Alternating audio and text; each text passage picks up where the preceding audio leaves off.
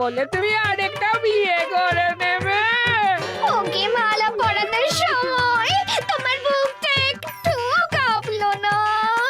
আমার মুখটা মনে পড়লো না? এটা তুমি কেন করলে? আমাকে একটু বুঝিয়ে বলতে আমি আবার আগের মতো তোমার ছোট ছোট বায়নাগুলো পূরণ করে দিতাম। তার জন্য বিয়ে করলে? এবার আমাদের মহারাজ কৃষ্ণচন্দ্র উদ্বোধন করতে চলেছেন পানীয় জলের সরোবর।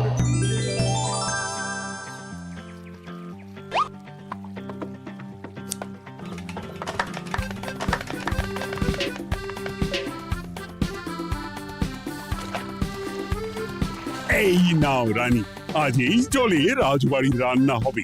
মহারাজ, আমরা সবাই চাই আপনি এই পানীয় জলের সরোবরের ব্যাপারে কিছু বলুন।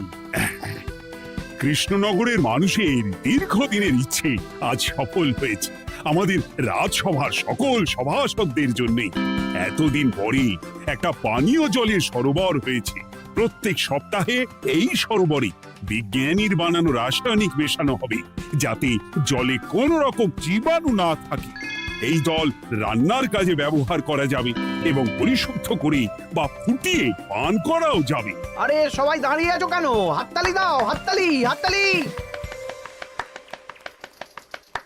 এই হাততালি তোমাদের সকলের প্রাপ্য, কারণ তোমাদের প্রত্যেকের 2 মাসের বেতন তোমরা দান করেছো বলেই অর্থাভাব থাকা সত্ত্বেও এই সরোবর এত তাড়াতাড়ি বানানো সম্ভব হয়েছে। এছাড়াও নিজেরা মাটি কাটা থেকে শুরু করে সকল কাজে সহযোগিতা করেছো, এটাও অনেক বড় ব্যাপার। আবার হাততালি। মহারাজ, এই আনন্দে কি খাওয়া দাওয়া হচ্ছে? খাওয়া বিশ্রাম সব হবে। আমি আর রানী একটু সমুদ্রে ঘুরতে যাব, তাই আগামীকাল থেকে 1 সপ্তাহ রাজসভা ছুটি। তোমরা নিজেদের মতন আনন্দ করো, বিশ্রাম নাও। টানা 1 সপ্তাহ ছুটি? হ্যাঁ, টানা 1 সপ্তাহ। কি আনন্দ! এবার হাত পা ছড়িয়ে শুধু আয়েশ করব। আমিও এই কদিন অনেক ধকল গেল। এটা চাই ওটা চাই, তারপর সব মালপত্র বওয়া, মাটি স্থানান্তরিত করা, সব কাজ করেছি। হ্যাঁ, এবার বিশ্রামটা চাই। কি বলো গোপাল? হ্যাঁ, ঠিক বলেছ সেনাপতি। তবে আমি আমার ব্যায়ামটা কিন্তু চালিয়ে যাব। সে চালাও, শরীরটা ধরে রাখতে হবে তো।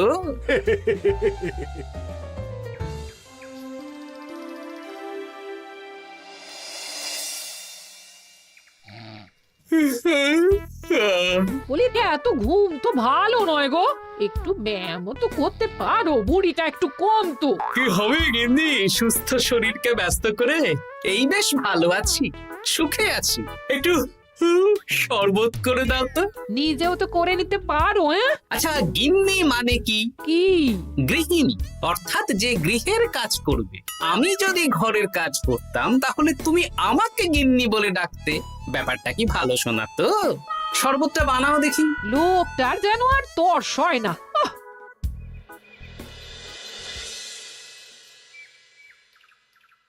এই 137, হ্যাঁ 138, হ্যাঁ 139, হ্যাঁ 140।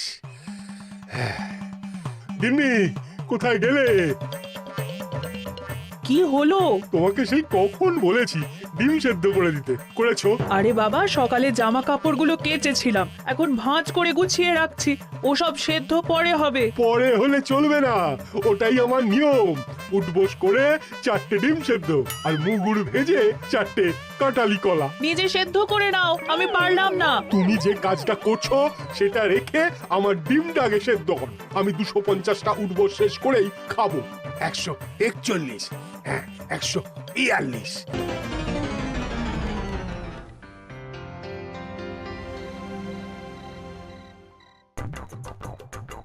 ও গিন্নি, তোমার পিঠে একটু সুড়সুড়ি দিয়ে দাও তো।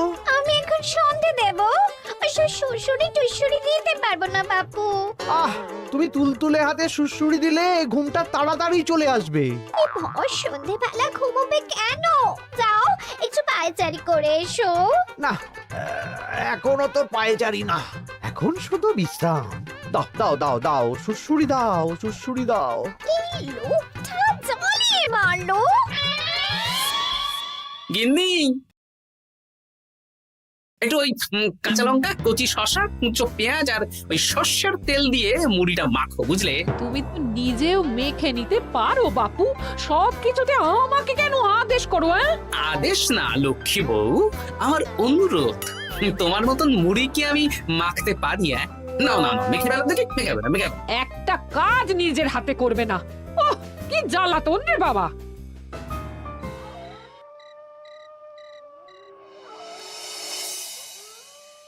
তরকারিটায় নুন একটু কম হয়েছে, বুঝলে গিন্নি? একটু ওই নুনটা দাও তো। এই সামান্য ব্যাপারে এত রাগ করার কি আছে?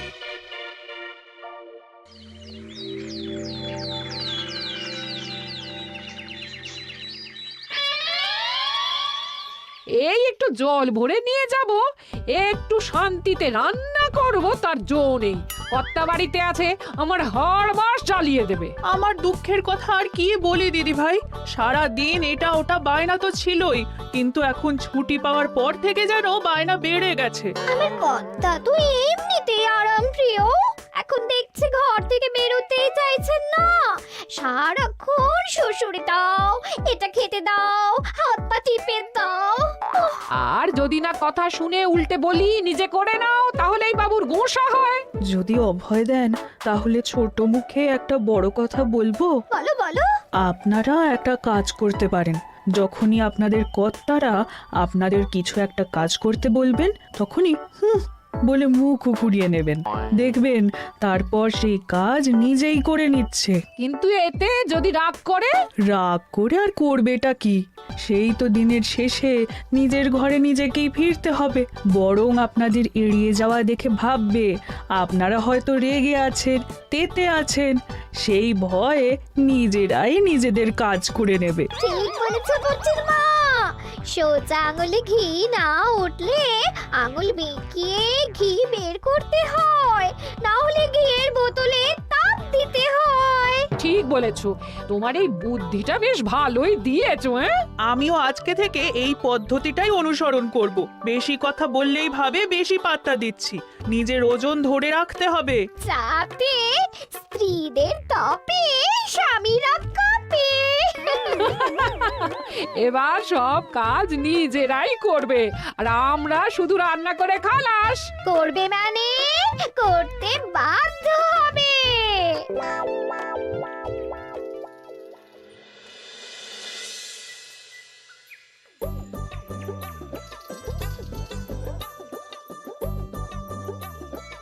কই গো গিন্নি, বাজারের থলেটা ধরো। উফ, বাবারে বাবা, কি গরম, চাঁদিটা ফেটে গেল গো। কই গো, নিয়ে যাও। যা বাবা, কিন্তু কথাই শোনে না। আরে বাবা, আমি কখন থেকে হাঁকছি বাজারের থলেটা নিয়ে যাও, কোনো কথা কানেই তোলো না। এ নাও দেখো, তোমার পছন্দ মতন কই মাছ এনেছি, আজকে তেল কই রেঁধো কেমন।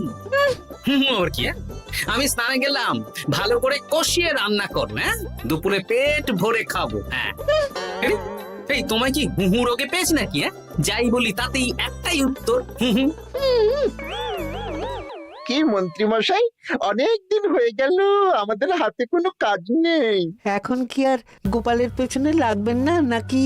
দূর, অনেক তো পিছনে লাগলাম, কিন্তু ফলের ফল তো কিচ্ছু হলো না, উল্টে আমার বদনাম হলো আর তোরাও ফেসে গেলি। তাই আর না। তাহলে এখন কি হাত গুটিয়ে বসে থাকবেন? এখন সুস্থ শরীর ব্যস্ত করতে চাইছি না, বুঝলি? পুজো ছাড়া তো সেইভাবে বড় ছুটি পাই না, কিন্তু অনেক বছর পর এক সপ্তাহ টানা ছুটি পেয়েছি, তাই এই ছুটিটা খেয়ে দিয়ে আয়েশ করে উপভোগ করতে চাই। বাহ, বেশ টাটকা ফল এনেছেন তো। খাবি? আপনি খাওয়ালে আমরা আবার না করতে পারি নাকি? দাঁড়া, তোদের গিন্নিমাকে বলছি কেটে দিতে। কই গো, শুনছো? কই গো?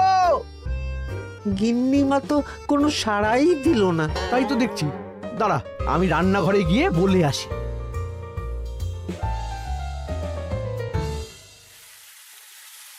কই গো, শুনছো? বটা ঘটাকে কয়েকটা ফল কেটে দাও না, বেচারাগুলো খেতে চেয়েছে। আবার কি, না হয় তরকারিটা হয়ে গেলে কেটে দিও। এ তো মহা মুশকিল। দূর বাবা। কি বললেন গিন্নিমা? মানে মানে বলে মুখ ঘুরিয়ে নিল। হয়তো উনি ব্যস্ত আছেন, সেটা কোনো ব্যাপার না।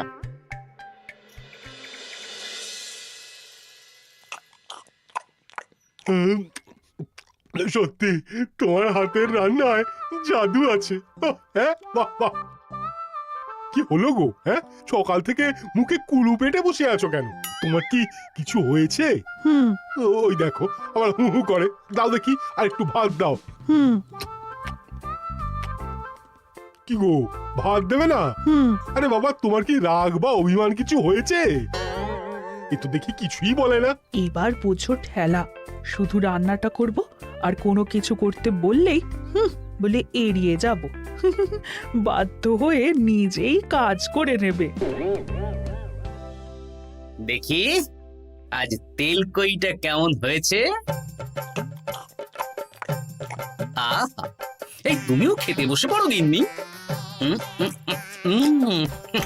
বাহ, দারুণ হয়েছে গিন্নি। একটু এই, ঝাল হয়েছে কিন্তু ভালো লাগে বুঝলে। কি গো, আমি তো একাই বোকার মতন কথা বলে যাচ্ছি। এই তোমার কি হয়েছে বলো তো?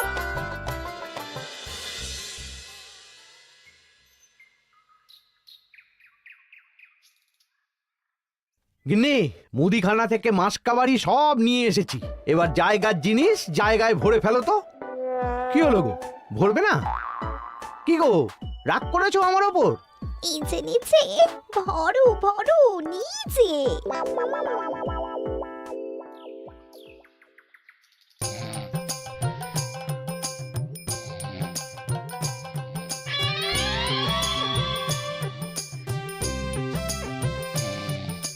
এ কি গো গিন্নি, দুপুরের এঁটো থালা বাটি হাঁড়ি কড়াই সবই তো শুকিয়ে কাঠ।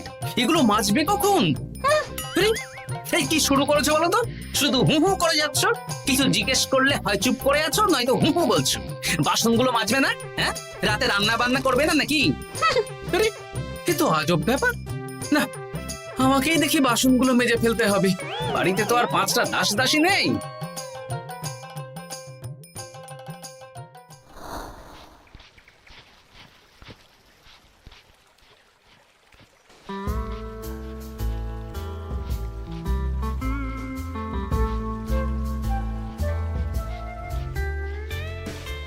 এ কি দাদু, তুমি বাসন মাজছো? কি আর করবো, তোদের দিদার রোগ হয়েছে। কি রোগ হয়েছে দাদু? হুহু রোগ হয়েছে, হুহু রোগ। সেটা আবার কি? আমি কিছু জিজ্ঞেস করলেই হয় চুপ করে আছে, নয়তো হু হু করছে। কি গো দাদু, 1 সপ্তাহ ছুটি পেয়েছো, কোথায় আইস করে কাটাবে তা না তুমি বাসন মাজছো? কি আর করবো বল, সবই ভাগ্য। আরে দাদু, তোমার যে ঘটে বুদ্ধি আছে না, তুমি ভাগ্য বদল করে দিতে পারো। হ্যাঁ, দিদা পুনো হল হলে তুমিও তো বাঘাতে তোল। আর দেখি কবে ঠিক হয়, নইলে তো কিছু একটা ব্যবস্থা করতেই হবে। এভাবে হু হু শুনে তো আর থাকা যায় না, বিরক্তিকর। আরে গোপাল যে, তুমি পুকুর ঘাটে কি করছো? এই দুপুরের বাসন মাজছি। ও, বাসন মাজছো? মাজো মাজো, আমিও কাপড় জামা কেচে বাড়ি ফিরছি। কেন গো, তোমার আবার কি হলো? আর বলো না, একটু ছুটিতে বিশ্রাম নিচ্ছি বা ব্যায়াম করছি, সেসব আমার গিন্নির সহ্য হয় না। কিছু করতে বললেই হু হু করছে। তোমার গিন্নিও হু হু করছে? শুধু আমার না গো গোপাল, মন্ত্রীমশাই আর রাজবৈদ্যের গিন্নিও। এদের কি একসাথে ছোঁয়াচে হু হু রোগে পেয়েছে নাকি? তাই তো মনে হচ্ছে সবার গিন্নি শুধু রান্না করছে আর কিচ্ছু কুটো নেড়ে দুটো করছে না। হ্যাঁ, আচ্ছা, বুঝেছি। আমরা যে বিশ্রামে আছি সেটা এদের সহ্য হচ্ছে না। কি করা যায় বলো তো? আমাদের বউ যখন কাজ করছে না, তখন নতুন বউ আনতে হবে, মানে আবার বিয়ে করতে হবে। কি যাতা কথা বলছো গোপাল? মানে ব্যাপারটা হলো গিয়ে,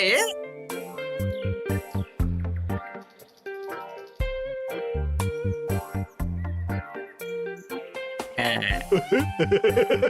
দারুণ বুদ্ধি।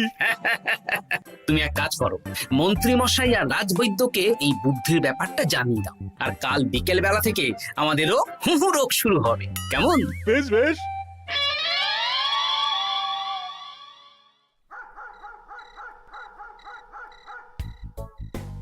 অগিন্নি, বাসনগুলো সব মেজে এনেছি, এবার তো ওঠো। রাতে রান্না করবে তো? এই তো ওষুধে কাজ দিয়েছে, এভাবেই খাটাবো। ছুটিতে বাড়ি বসে পায়ের ওপর পা তুলে খাওয়া বের করে দেবো হ্যাঁ। তুমি মনে মনে কি ভাবছো আমি ঠিক বুঝতে পারছি। সারা বছর খাটাখাটনির পর আমার 1 সপ্তাহ ছুটির সুখ তুমি চোখে দেখতে পারছো না। কাল খেলা ঘুরে যাবে।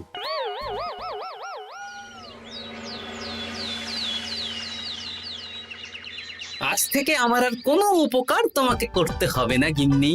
আমি নিজের ব্যবস্থা নিজেই করে নেব। হ্যাঁ, মানুষটা সেজে গুজে গেল কোথায়? চললাম। কোথায় যাচ্ছি? গলায় মালা, এত সাজগোজ, কি ব্যাপার? বাবারে বাবা, আতরের গন্ধে ঘরটা ম ম করছে। এলাম। হুম।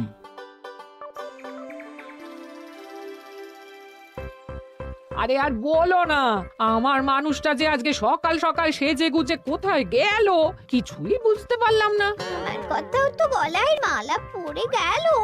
আমার কর্তা তো রজনীগন্ধা ফুলের আতর মাখছিল। কোথাও কি কোনো নিমন্ত্রণ আছে নাকি? কিছুই তো বুঝতে পারছি না।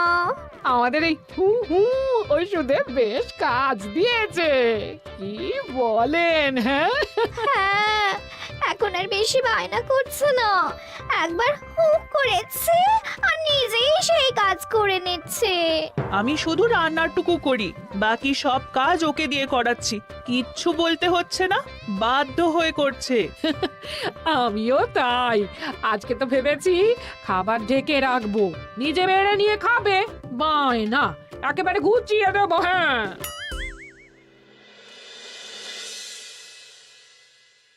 সকাল থেকে সন্ধে হয়ে গেল, বাড়িতে এখনো এলো না। মানুষটা কোথায় গেল রে বাবা?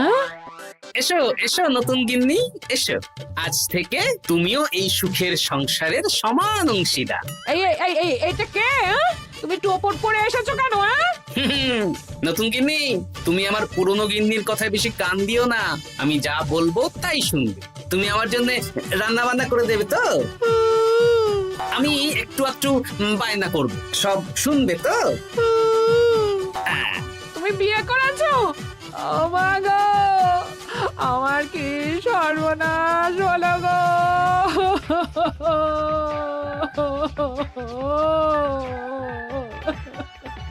চলো নতুন বউ, মোড়ের মাথায় গরুর গাড়ি দাঁড়িয়ে আছে, চলো চলো চলো। ওগো, তুমি এরকম করো না, আমি আর বাঁচবো না। কেন এত কষ্ট দিচ্ছ? সামান্য হু করার জন্য আরেকটা বিয়ে করলে? আমাকে পিঠে সুড়সুড়ি দিয়ে দেবে তো গো নতুন বউ? এটা কে? এ কি হলো? আমার বন্ধু বান্ধবরা এলে তাদের একটু ফল জলখাবারের ব্যবস্থা সব তুমি করবে তো? ও মা গো, এ কি সর্বনাশ হলো আমার! এই আমার সাথে এটা করতে পারলে আমি কি অপরাধ করেছি? দেখো, ঘরের কাজ আর আমার একটু একটু বায়না, এগুলোই তোমাকে সামলাতে হবে, বুঝলে? তাহলেই তোমাকে রানী করে রাখবো, কেমন? এই, এটা কে? আমি বেঁচে থাকতে তুমি আবার বিয়ে করলে? ওর কথা শুনো না, তুমি আমার দুয়ো রানী। এ তো দেখছি বড্ড কান্নাকাটি করছে। চলো দুয়ো রানী, আমরা কদিন একটু ঘুরে আসি। চলো, এখনই যাব। না না না, আরে ওর কথা শুনো না, আমরা ঘুরবো। মোড়ের মাথায় গরুর গাড়ি দাঁড়িয়ে আছে, চলো চলো।